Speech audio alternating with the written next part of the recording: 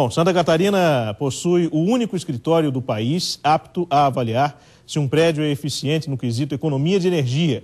Em tempos de apagão, essa pode ser uma das soluções para evitar o desperdício. Imagine poder comprar o seu imóvel da mesma maneira que você adquire um eletrodoméstico, por exemplo, consultando a etiqueta de eficiência energética em edificações.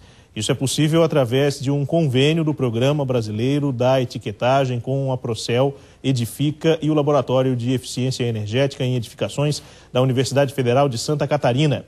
Para falar mais sobre esse trabalho, nós recebemos aqui no Conexão TV Com o coordenador do curso de Engenharia da UFSC, professor Roberto Lamberts. Tudo bem, professor? Boa tarde. Tudo, boa tarde. Obrigado pela gentileza de conversar conosco aqui no Conexão. Esse selo é um que as pessoas já conhecem nos eletrodomésticos, mais recentemente até nos automóveis. Alguns vêm com selo colado no vidro dizendo quanto consomem de combustível por quilômetro, etc. E para os imóveis, como é que ele funciona? Então, essa etiqueta, né, ela foi desenvolvida a partir de 2006 aqui na universidade, um convênio com a Eletrobras. A gente desenvolveu toda a base técnica dela e, no fundo, ela classifica o imóvel conforme a eficiência. Então, o imóvel A vai ser o imóvel mais eficiente, o imóvel E o menos eficiente. Igual a geladeira e todos os outros eletrodomésticos, as pessoas já estão bastante acostumadas e usam como diferencial de compra. Então acreditamos que isso vai ser um diferencial interessante para os edifícios, né? Claro. Por enquanto ele é voluntário, faz quem quer, por isso que só tem um organismo de inspeção acreditado no Brasil, e foi aqui junto com a gente na Fundação CERT. Sim. Mas quando isso virar obrigatório, e o governo está estudando a data disso virar obrigatório, a gente teria que ter muitos mais organismos de inspeção. Sim. E as pessoas vão poder ter a confiança de, ao comprar, saber qual é o nível de eficiência que estão comprando. Claro. É importante a gente destacar que o etiqueta vale para o prédio inteiro, para o edifício inteiro ou só para uma unidade? No prédio comercial, ela vale para o edifício inteiro. Né? Ela vai classificar a eficiência da envoltória, a casca do edifício, paredes, janelas, né, cobertura. Sim. E no caso da... primeiro envoltório, depois iluminação e depois ar-condicionado. Então, vai saber como é que funciona cada um dos sistemas dele. No setor residencial, a etiqueta é diferente, ela vai ser por apartamento. Então, o cara vai saber o seu apartamento, qual é o nível de eficiência. Porque um apartamento de cobertura está muito mais exposto ao sol do que um apartamento que está no térreo, em contato com o solo, temperatura mais estável. Sim. Agora, dando detalhes de como é que ela funciona, como é que vocês fazem essa análise e o que ela leva em consideração para definir se o imóvel A ou B é mais econômico, etc. Vamos falar então do residencial. Sim. Né? Do residencial a gente classifica 3 coisas. A primeira delas é o desempenho da casa durante o verão. Então a gente vê como é que ela está funcionando no período de verão. E são contas de engenharia comuns. Então nada que um engenheiro formado não possa aprender a fazer. Não faz parte dos currículos, mas a tendência que no futuro faça. Né? Depois a gente avalia o desempenho no inverno. A gente fez questão de dar as duas coisas separadas, porque pode ser que o cara seja mais sensível a frio, mais a calor. Então é importante ele ver. E depois a eficiência do sistema de água quente dele. A ponderação disso tudo vai dar a etiqueta global de eficiência do apartamento dele. Claro.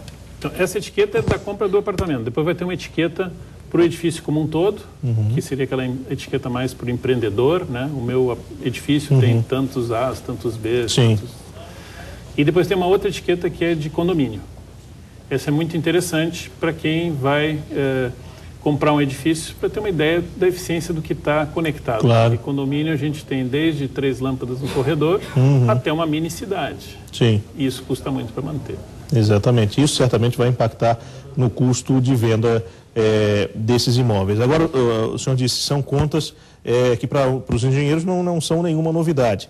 O cidadão pode, de repente, fazer isso, ainda que não seja obrigatório hoje por parte do governo, por livre iniciativa, contratando um engenheiro, etc., para ele já fazer uma prévia da casa dele e saber se ele está gastando muito ou não, não só pelo lado financeiro da coisa, mas também pela questão da preservação e conservação de energia, que é importante para o planeta. Certamente. Quando a gente está nessa fase de voluntário, o que a gente tem visto são pessoas que estão preocupadas, né, no que estão construindo e estão querendo demonstrar que estão construindo adequadamente ou estão querendo mudar o seu projeto, inclusive, porque se eu faço uma avaliação dessa na etapa de projeto, eu posso mudar e dizer, eu quero mais eficiente. Claro. Né? Esse é o ideal.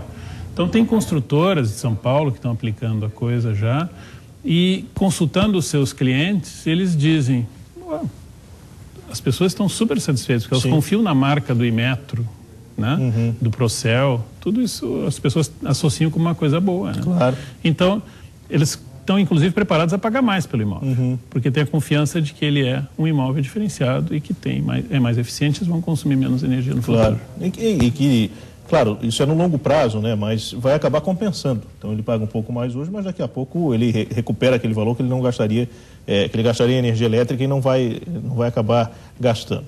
Bom, o Martini está participando conosco do programa e acompanha a nossa entrevista também e quer também fazer uma pergunta sobre esse assunto aqui no Conexão. Martini, diga lá. Professor Roberto, é muito simples.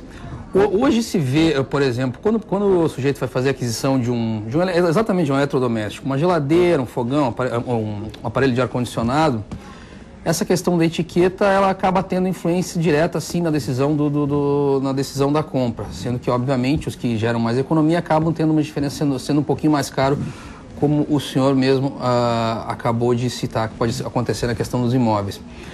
Foi um longo processo aí que se percorreu até que se criasse essa devida consciência, essa importância de olhar ali a etiquetinha na hora de comprar um aparelho de ar-condicionado, um refrigerador e tudo mais. Mas hoje me parece que o consumidor está consciente disso. Isso a gente está falando de eletrodoméstico. O que o senhor imagina, o que vocês imaginam que possa levar de tempo até isso ser regulamentado? Me parece que faz todo sentido que em algum momento ocorra uma regulamentação dessa questão de consumo também para o imóvel e que se crie essa massa, enfim, esse senso crítico também na hora de adquirir um imóvel, uma residência, enfim, uma loja e tal. Que prazo que os senhores imaginam que isso possa levar? Vou comentar um pouquinho antes na questão dos eletrodomésticos, né? A gente acredita sim, a maioria usa como um diferencial de compra a etiqueta, mas eu já presenciei situações em lojas, ou melhor, uma aluna minha foi comprar uma geladeira e disse, eu gostei desse modelo aqui, mas eu queria o modelo A, né? O vendedor da loja disse, não tem problema, eu troco a etiqueta. Então tem que tomar cuidado, porque o setor todo não está muito, né, redondo para isso. Sim. Falta mais propaganda disso. O consumidor tem que ouvir isso mais frequentemente. Eu acho que ele não está ouvindo suficientemente. E eu tenho certeza que agora, com esse calor que a gente teve, o verão intenso, né? Venderam todos os ar-condicionados que tinham. Podia ser que as pessoas compraram. Elas compravam o que tinham. Então esse é um dos problemas, né? Uma crítica que eu faço, inclusive, ao governo é o nível de eficiência mínimo, que seria o pior que pode ser vendido no mercado, o E, está muito baixo a eficiência dele, comparado com níveis internacionais. Split é uma commodity, a gente compra da China e especifica os pedacinhos dela e monta a eficiência que a gente quer. Então nós estamos deixando que o brasileiro compre coisas que não são vendidas na China. Então a gente poderia estar subindo um pouquinho mais. Essa é uma crítica que eu faço. A China que tem os padrões de qualidade que a gente sabe que mais às vezes não são tão elevados assim, né? Então se não serve lá... Agora voltando para a tua pergunta, né? A questão de como é que a gente imagina que isso vai funcionar.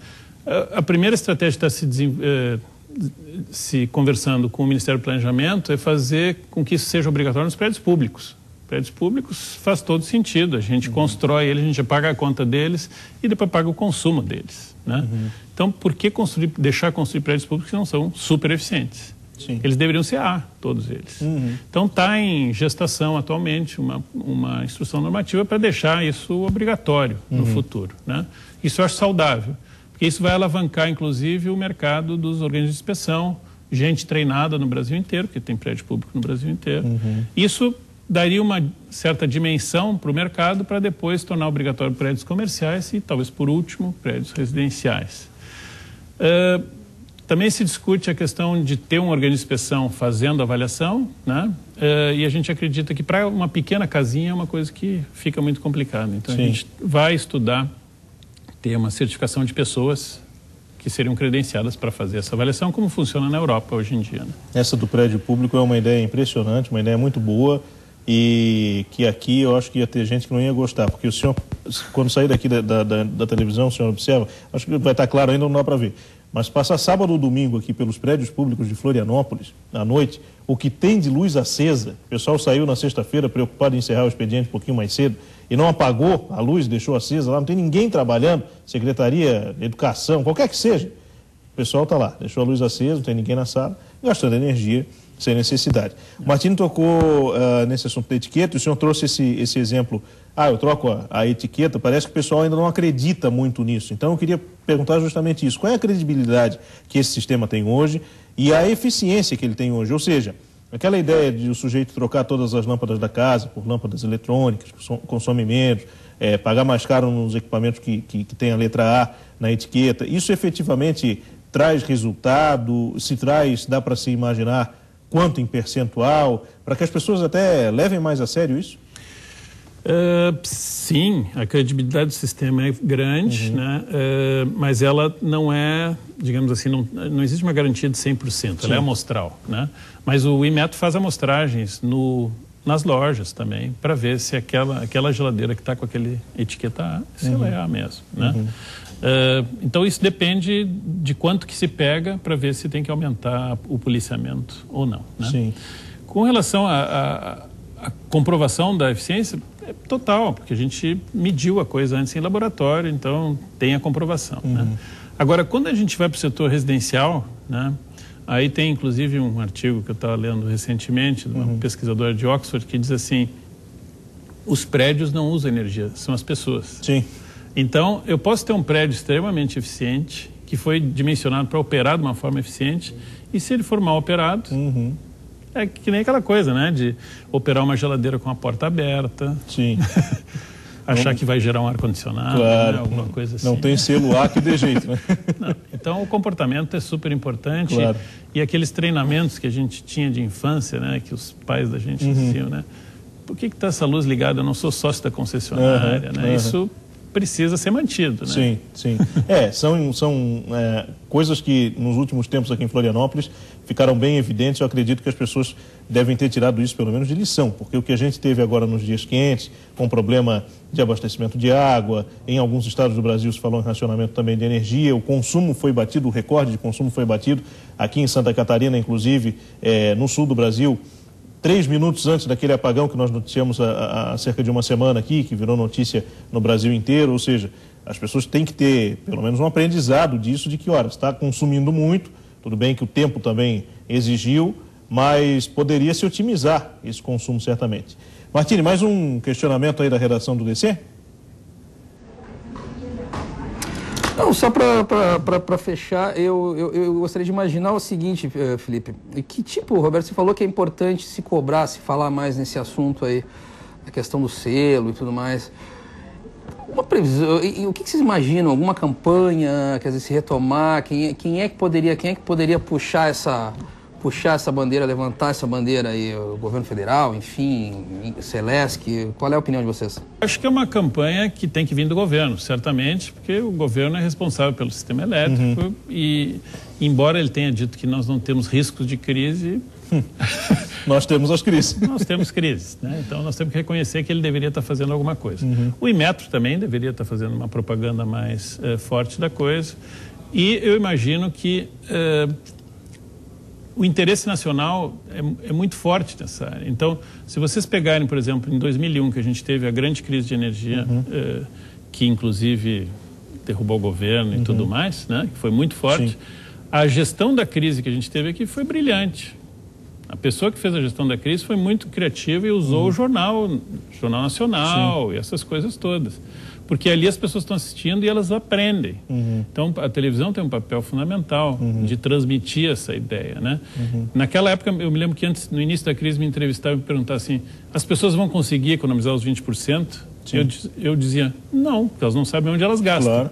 Mas durante a informação que a TV passava, né, com o pessoal do Cacete Planeta e tudo mais, as pessoas iam aprendendo. Eu gasto muito na geladeira, eu gasto no meu chuveiro elétrico, eu gasto... E aí economizaram. A Califórnia teve uma crise de energia na mesma época e teve blackout, porque ninguém desliga nada da tomada lá. O americano... Muito elétrico. É elétrico, deixa tudo ligado o tempo todo. E o brasileiro deu um show de bola naquela época. Agora a gente precisa retomar isso. A gente poderia estar fazendo muito mais propaganda, educando as pessoas e elas entendendo. Mas o sinal que o governo deu foi errado. Deu desconto na conta de energia de 20%. Claro. Vamos aguardar, né? Aguardar que as pessoas entendam o que talvez seja uma das coisas mais difíceis também de se fazer em alguns momentos e para alguns assuntos. Professor, muito obrigado pela gentileza, pelas informações, sobretudo, e a gente certamente voltará a conversar sobre esse e outros assuntos que têm tudo a ver com energia. Obrigado mais uma vez e até mais. Prazer, muito obrigado. Muito obrigado.